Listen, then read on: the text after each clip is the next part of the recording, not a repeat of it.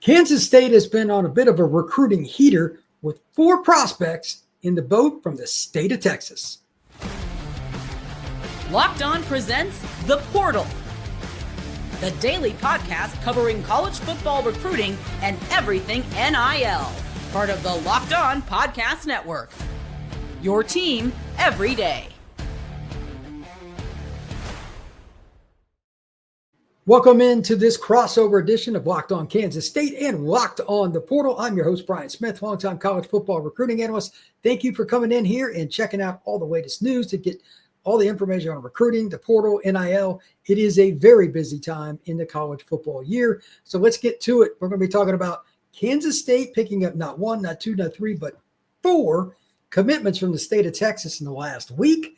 What has gotten into the Wildcats and what's next? To help me figure that out, Christian Robb from Locked On Kansas State.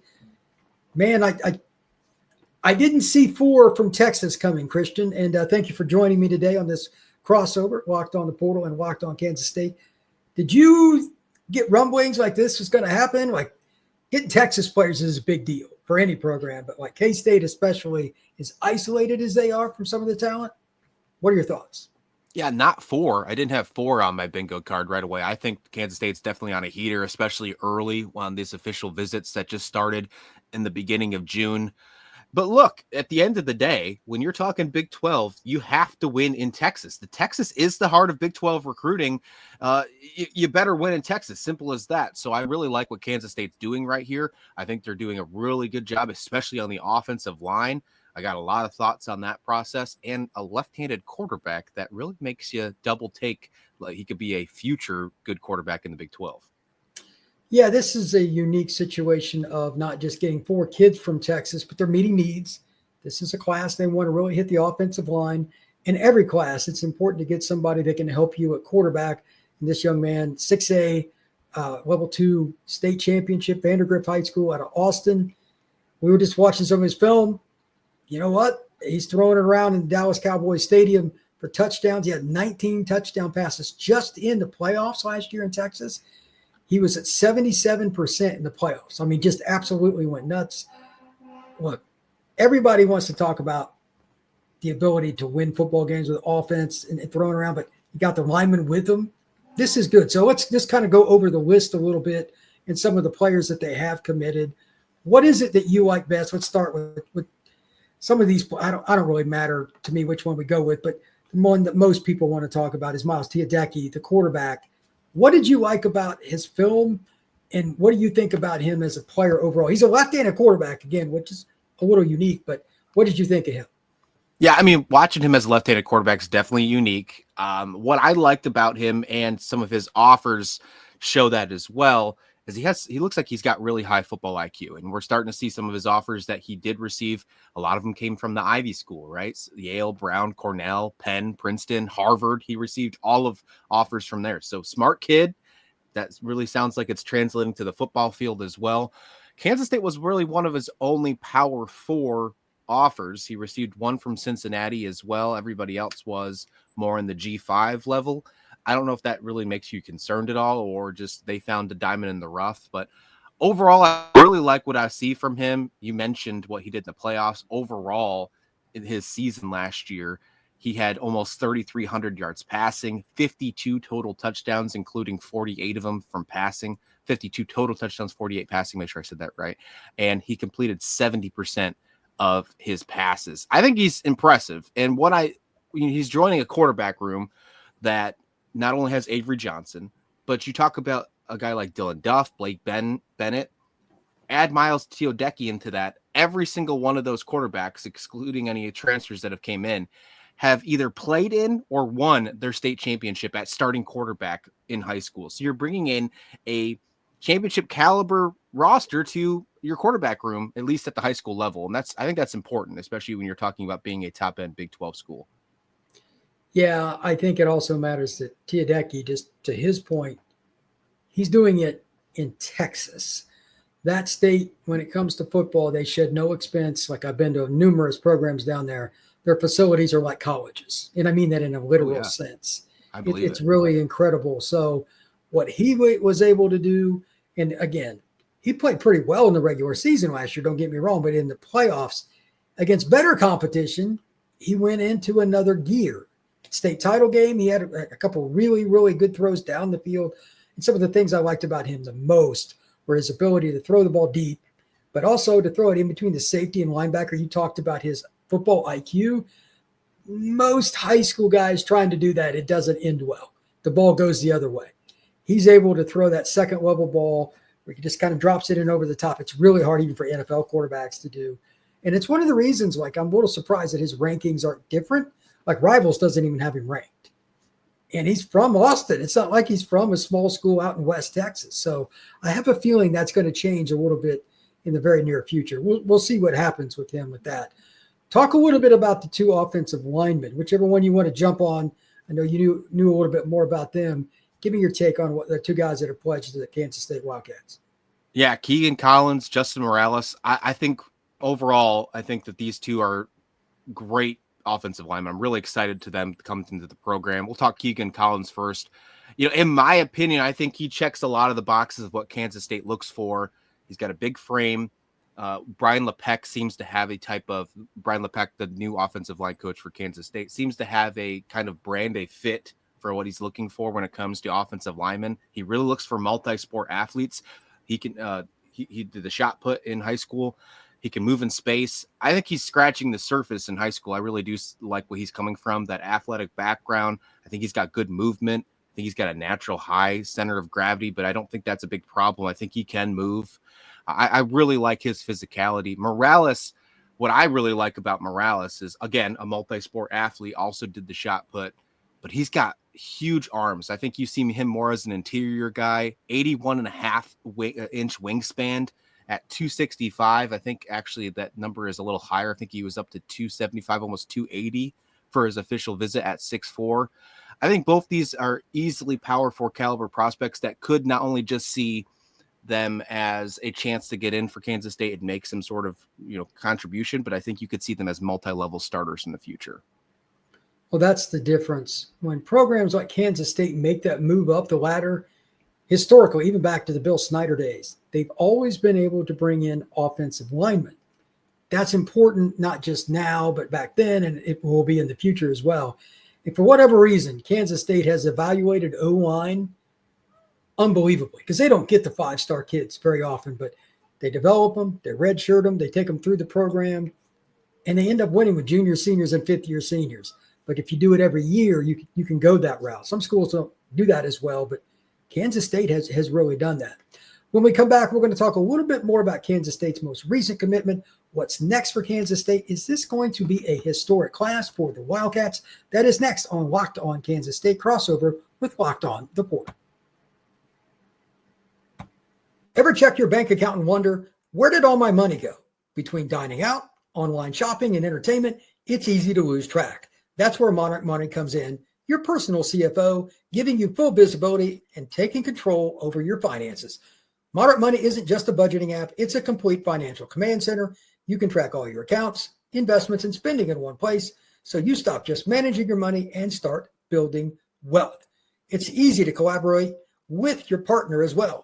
Instead of keeping all your capital in different places, you can track your personal accounts, set goals, and more under Monarch Money without all the stress. Take control of your finances with Monarch Money. Use code LOCKEDONCollege at monarchmoney.com for 50% off your first year. That's monarchmoney.com, code LOCKEDONCollege for half off your first year.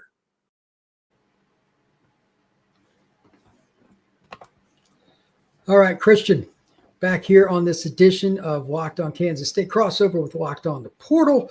Thank you to everybody that has made this your first listen each and every day. We truly appreciate it.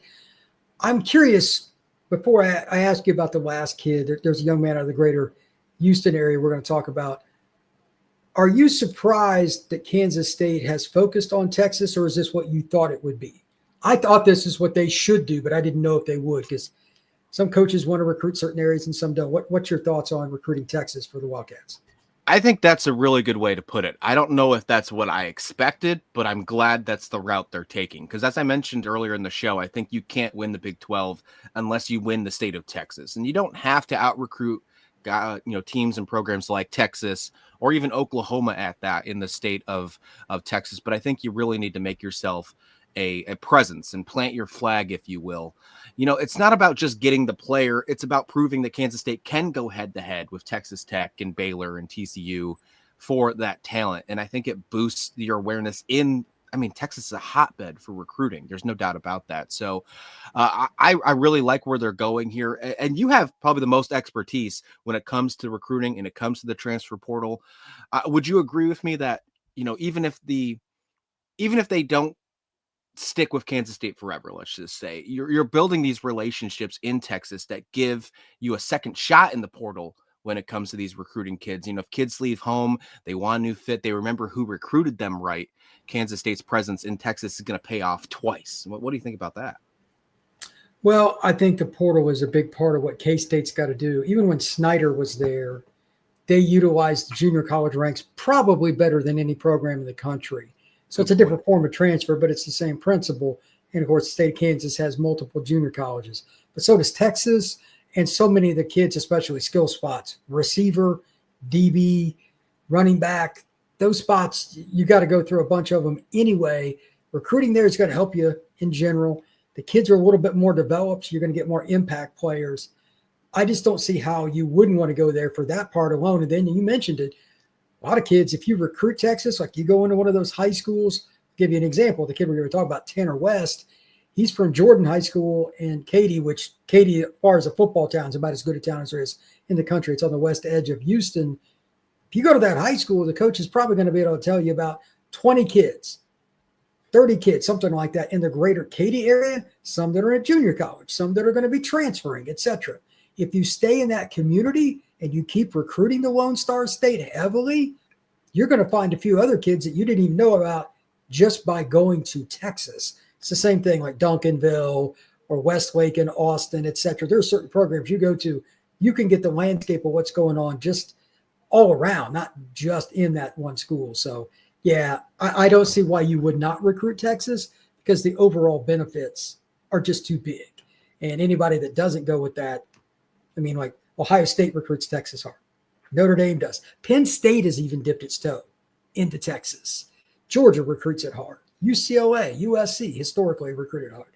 It's a great move. And as you noted, that's the heartbeat of the Big 12. Yeah. So you're going to be going up against these kids if you don't recruit them. So might as well get them on your side instead of looking at them across the field. So I think it's smart overall. Tanner West plays at Jordan High School. He's a receiver, kind of like the quarterback commitment. He's a kid that's got a lot of academic offers, et cetera, kind of a late bloomer. But Katy Jordan is an elite program. They always have a lot of talent. So they've gotten a Houston kid. They got an Austin kid, got a kid from out in West Texas, got a kid from the north part of Texas. The entire state in this little run here is covered. Last year, I know they got a little bit out of Texas, but I'm getting the sense because you got four, for lack of a better term, Kansas State staff is like, okay, we're going to take this to the next level with the Lone Star State. And West, again, they're not stupid from recruiting from Katy Jordan. The kid will come in, he'll be more polished, he'll be more ready to contribute. He's not even ranked by like some of the services. I guarantee you that is not going to be the way it turns out in terms of his production. That program knows what it's doing, and Houston area kids are always pretty darn good anyway.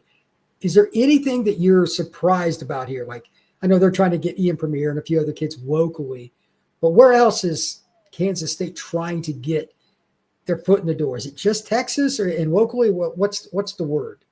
Well, it looks like Texas is still happening, and I'll add a little bit more to Tanner Wester before I switch over to that. I don't know if he's going to be a wide receiver. I think he's going to wind up actually being a running back on this roster. Wow. He's got a really good relationship with running back coach Brian Anderson, one of the reasons why he committed. And he did a little bit of everything at Katy for that. And that is mainly because of, as you mentioned, the talent that was probably in front of him as well. The high school junior, he did a little bit of everything. He did that really good. He was great out of the backfield. He did great as a wide receiver. It goes back to my thought process of what I look for on players, especially in the offensive side with high football IQ. And you can play both spots like that at a pretty high level. if you're potentially being a running back or a wide receiver at the power 4 level, that's impressive to me. So I think they actually recruited him as an athlete, but I think when it's all said and done, I think we'll see him in the running back room, which is important because Kansas State's losing DJ Giddens this past year. They're going to change and have to contribute in the aggregate, in my opinion. They're going to have 2 or 3 running backs make a huge push forward. And I think there's not I'm trying to make this the best words here. Freshman running backs have made early impacts before with Chris Kleiman and with Brian Anderson. So it wouldn't surprise me, not saying he would be the starter over Dylan Edwards or Joe Jackson or something like that, but it would not surprise me if right away we see him at more than just a special teams player his freshman season. It would not shock me at all. Well, Kansas State's recruiting class is starting to shape up, but I still have a few questions for you about what overall Kansas State needs to do to take that next step, because okay, you got Avery Johnson on your roster for 1, maybe 2 more years. If he blows up this year, you might go to the draft because physically he has everything. I agree. Yeah. What do they have to do at Kansas State to take that next step from a baseline level to avoid that once every 4 or 5 years where they fall off? What do they have to do? That's what we're going to talk about next on this crossover, Locked on Kansas State and Locked on the Portal.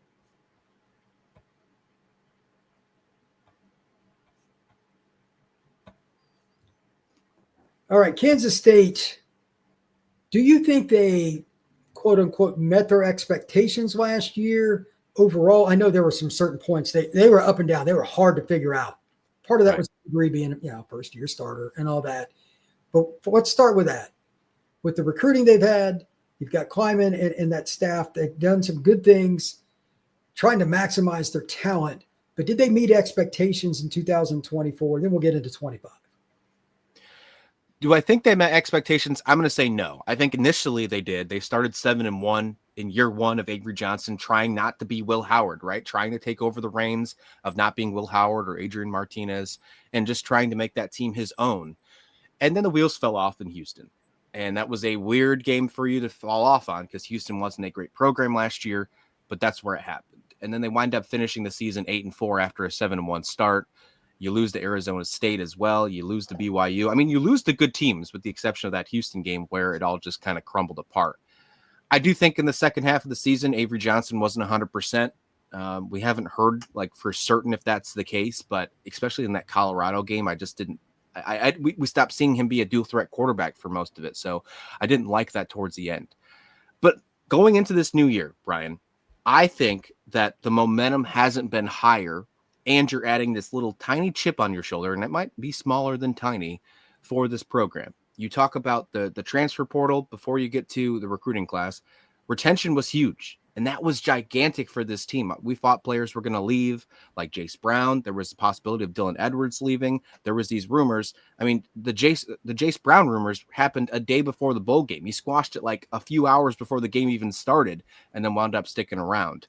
So I think the retention part's huge. They show that they believe in this program. They want to run it back. They want to go for a Big 12 championship, and they obviously have the talent to do so. That's where the momentum started in that Rate Bowl game against Rutgers, a nice comeback win. And I think that momentum is still rising up all the way through spring and hopefully heads into fall camp. The recruiting class last year was historic, and I think you can add to that in 2026, but it was one of the best recruiting classes they've ever had, if not the best. They brought in their best top prospect in the program's history in Lincoln Cure, who I think is going to be an absolute stud at tight end. I mean, he just won some state championships in track before he missed spring camp so he could, win some state championships. Sounds good to me because he put on some good football weight. He looks real good, put in some speed. I'm excited to see what Lincoln Cure can do. I think he's going to make an immediate impact. But then we talk about these 2026 class right here, adding these Texas guys, especially focusing in the trenches on the offensive line, which I don't think they're done with the offensive linemen, especially in the state of Texas.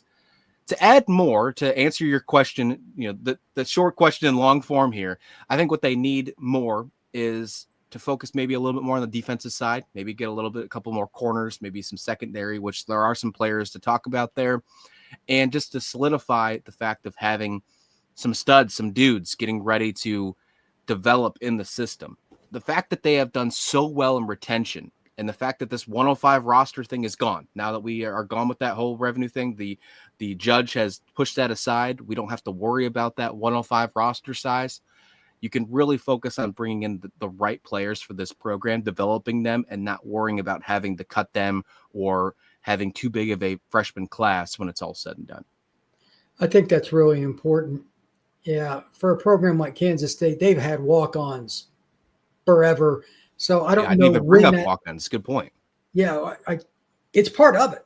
Like, I mean, sure. It's crazy. Like Baylor, that receiver they had that's a stud, he was a walk-on. Every now and then he had like 10 touchdowns last year. He didn't have a scholarship out of college.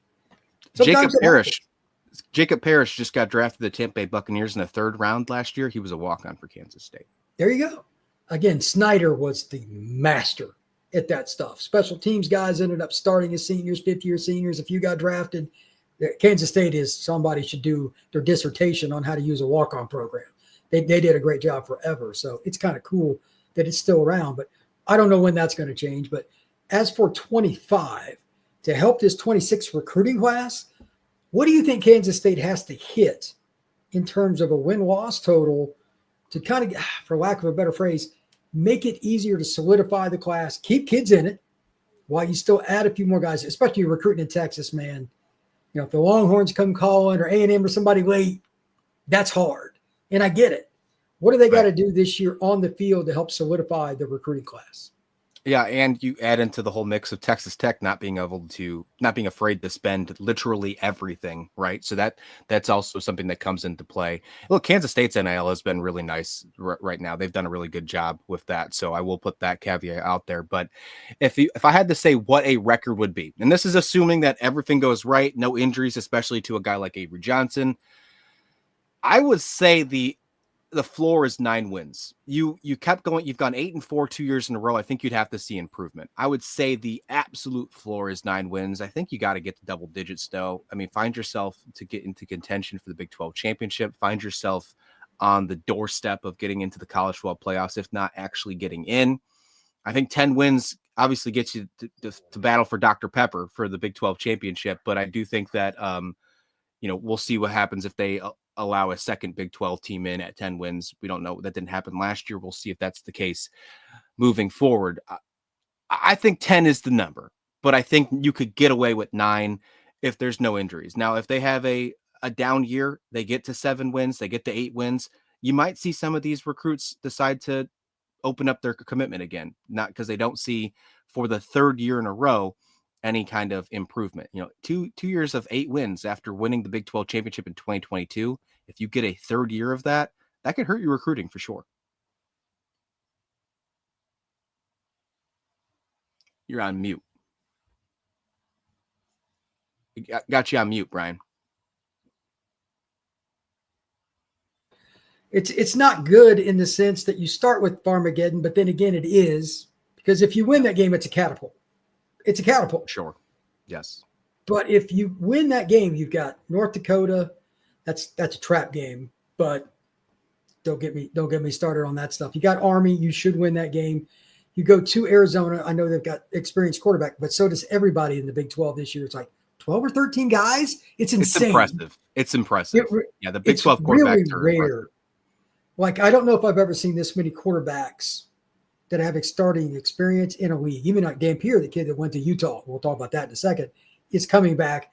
You've got UCF at home. That should be a win. I think the first game that you play on the road where it's like, okay, you're going to have to figure it out is the Baylor game.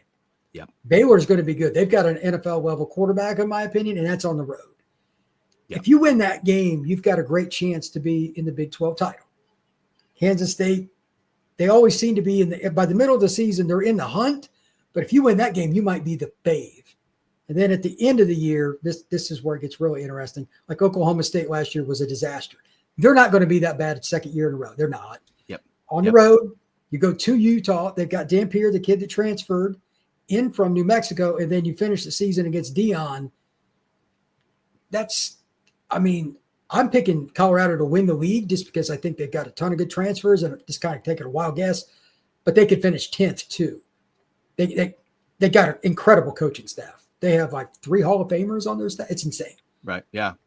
I agree So with everything you said about the schedule, except Colorado. I'm not on the Colorado train. I think they're I more could towards see it.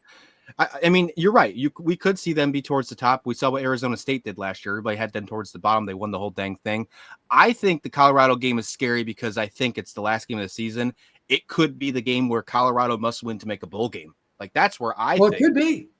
that's where I think Colorado's at. So I'm not writing them off saying it's a sure thing win, but I'm right with you. I think Baylor's the scariest game on the schedule if they can get past Yep. Iowa State and run that gauntlet early in the non-conference schedule.